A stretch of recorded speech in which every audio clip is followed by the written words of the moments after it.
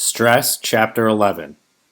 Jensen starts off by asking, how do we distinguish between episodes of normal teenage angst and something darker, more troubling? Then she states, emotions are the barometer of mental well-being. Teenagers are usually up or they're down, cue Katy Perry, and they are very rarely something in between. When do we know whether it is normal teenage behavior or something we should worry about, like depression or an anxiety disorder? Jensen points out that there are signposts and degrees and ways of making these distinctions. First, you need to understand what emotions are and are not when it comes to adolescent development. Teenagers respond to the world with emotion, not reason. They describe their lives as a drama that can be either too awful or too wonderful.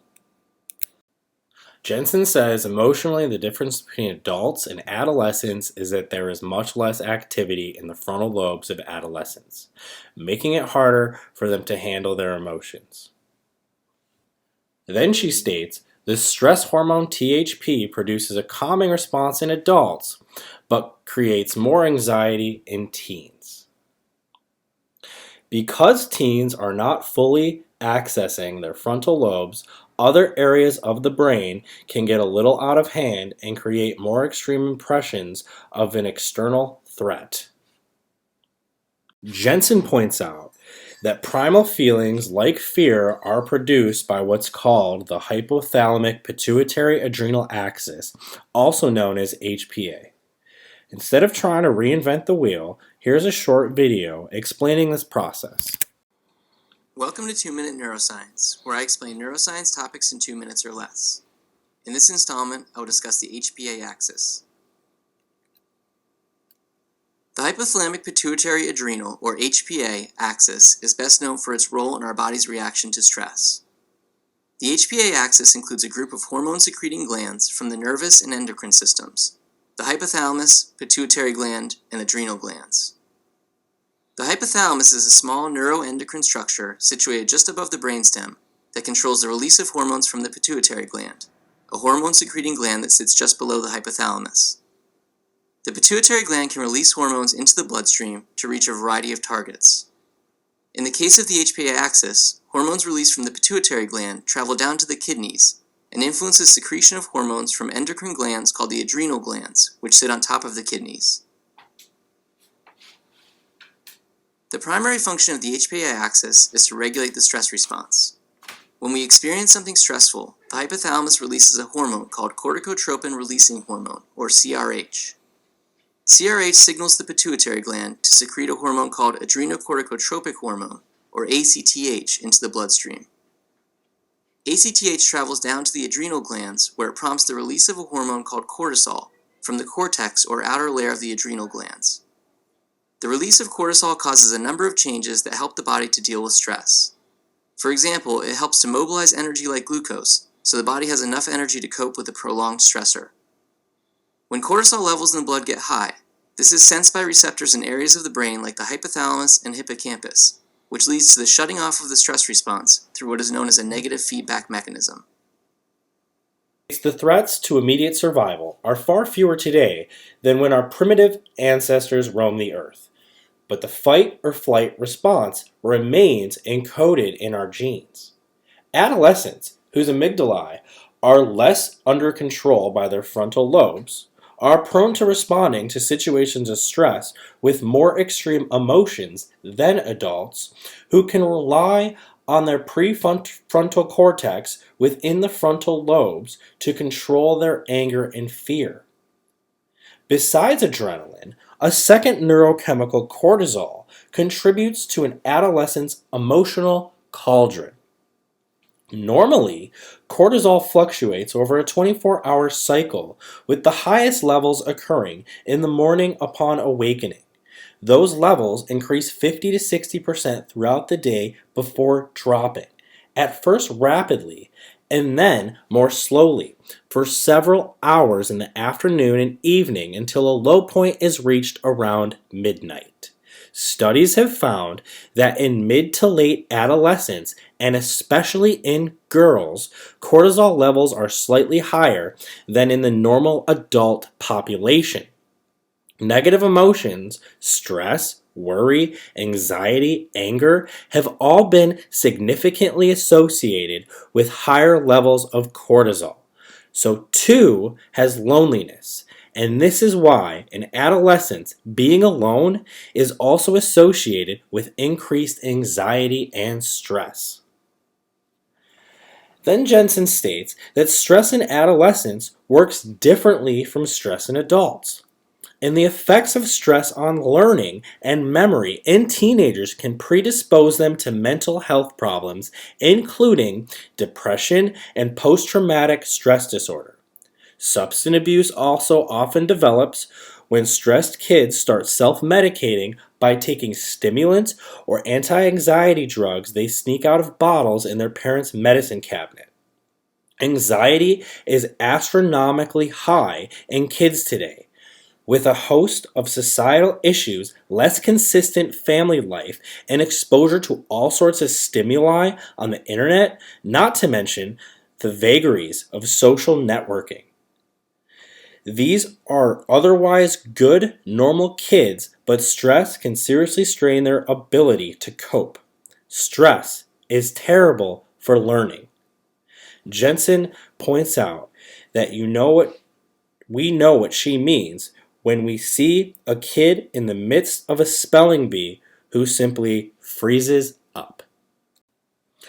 We can explain this freezing up of memory.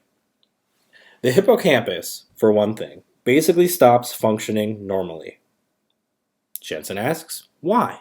Well, the surge of cortisol during a stress response can interfere with memory.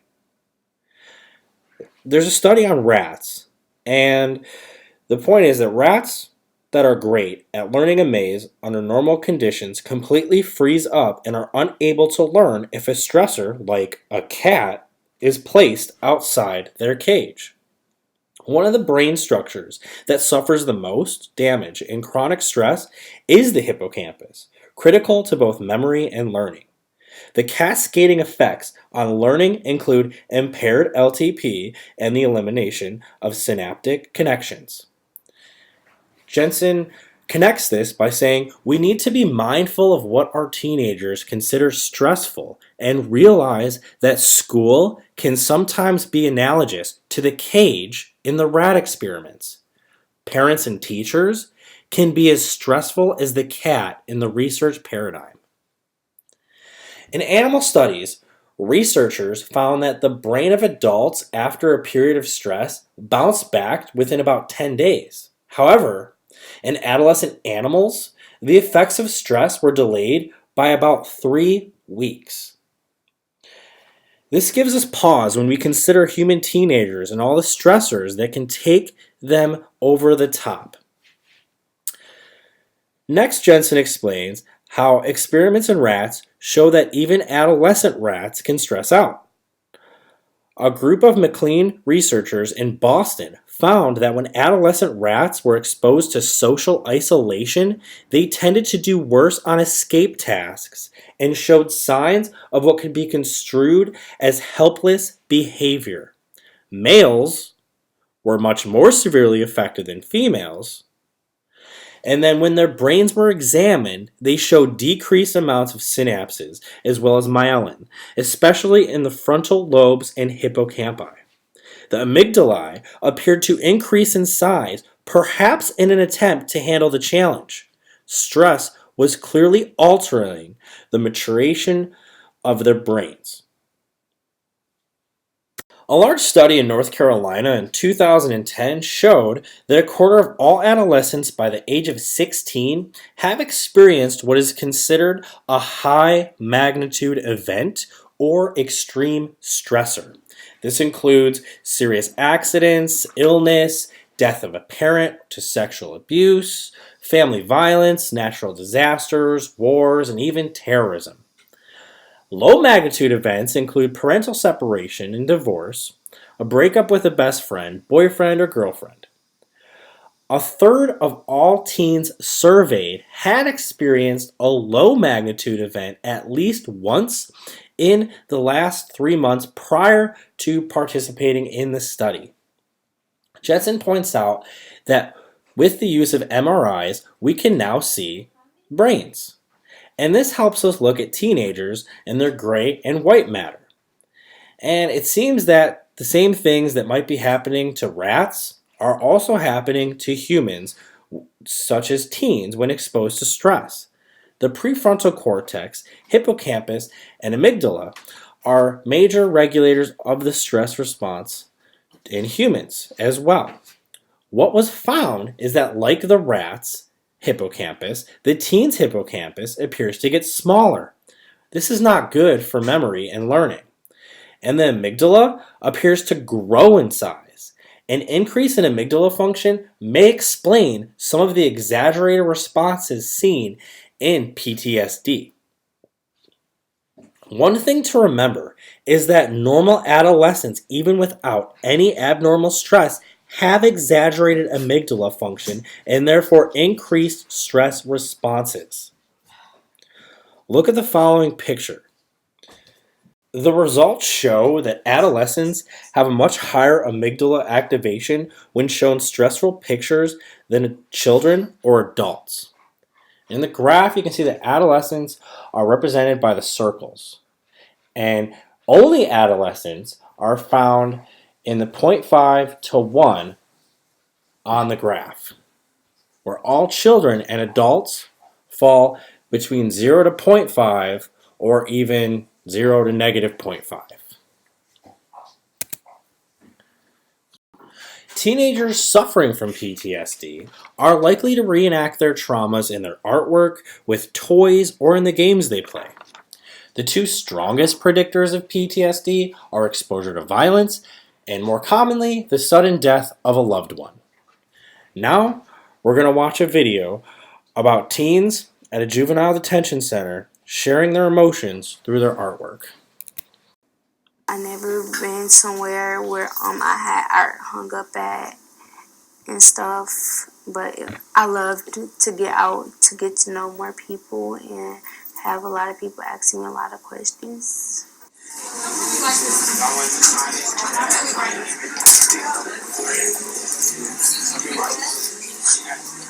I put blue for choices because I've been in a negative way so many times, and now I'm in that positive road because I'm starting a new beginning. Kind of like right here, I have changing.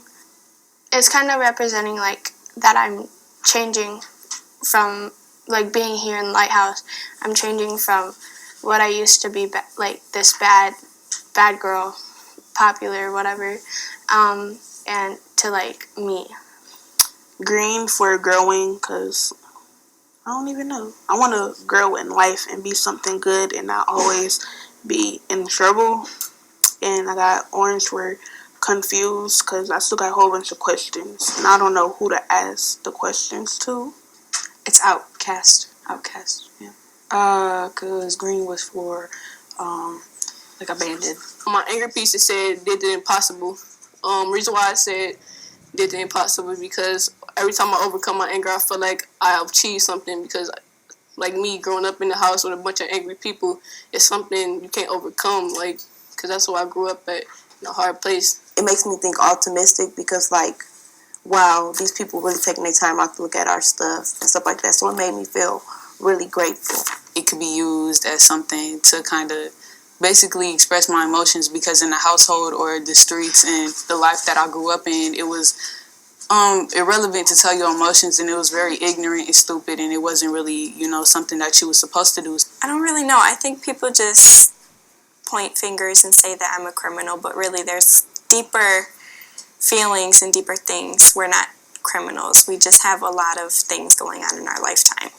No matter where you came from, it's not your past, it's just your future. Everybody praying on a good future right now. Just do what you gotta do, because everybody gonna make it someday. Jensen points out also that while males are more likely than females to be exposed to traumatic stressors. Research shows that females exposed to traumatic events are more likely to develop PTSD. Another thing is that severe and chronic stress also goes hand in hand with physical and emotional abuse.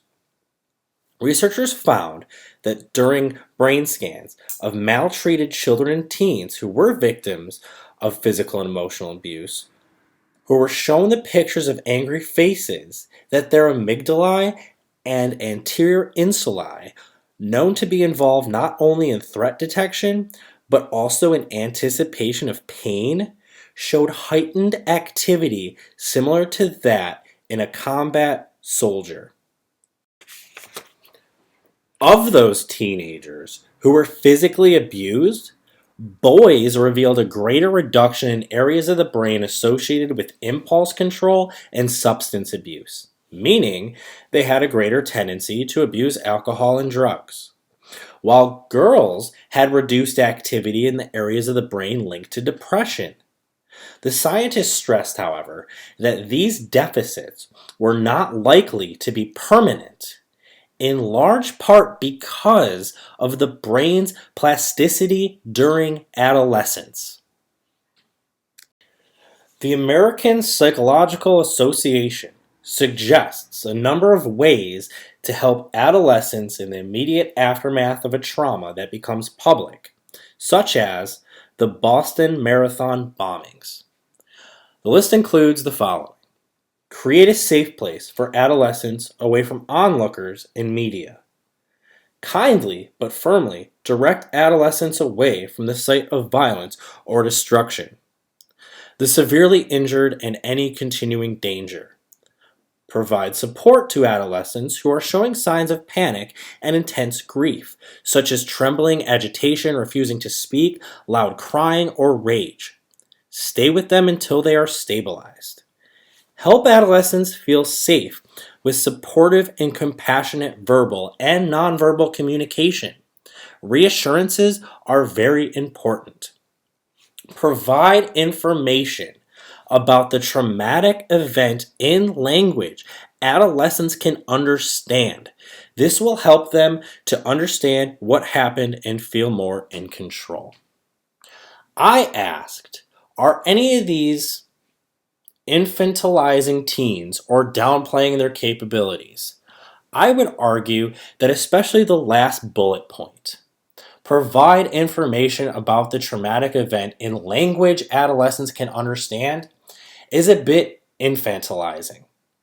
There's a lot of adults who might need things put to them in simpler contexts too. So we shouldn't just assume that our teens can't understand a more mature, sophisticated language right off the bat. Jensen concludes, the flip side of adolescents' vulnerability in the face of trauma is their resilience, which was also witnessed in the cases of some of the teenage victims of the bombings who attended high school proms and returned to college classrooms just weeks and months after the traumatic events. Resilience isn't something you're either born with or not. It's actually something that is learned. And for that reason, teenagers, while particularly vulnerable to the negative effects of stress, are also better equipped than most adults to learn how to positively respond to stress.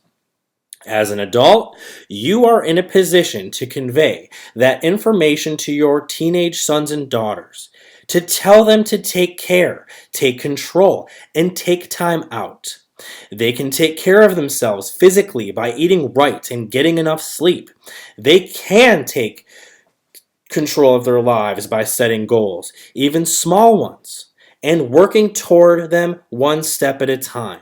And they can take time out from the internet, from texting, from Facebook, and instead talk out their problems with a good listener they trust.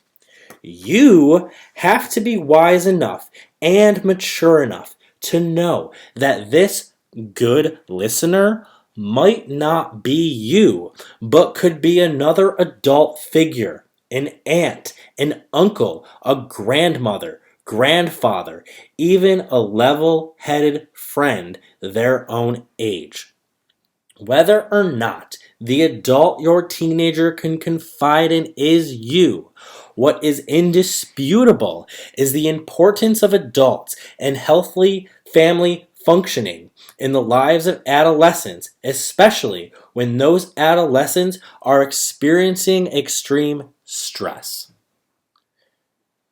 We're going to conclude by watching the recent Cigna TV commercial, Stress Plan, featuring, you guessed it, none other than Queen Latifah. These days we're all stressed. I hear you, sister. That's why I'm partnering with Cigna to remind you to go in for your annual checkup and be open with your doctor about anything you feel, physically and emotionally. But now Cigna has a plan that can help everyone see stress differently. Just find a period of time to unwind, a location to de-stress, an activity to enjoy, or the name of someone to talk to. To create a plan that works for you, visit Cigna.com/mystressplan. Cigna, together, all the way.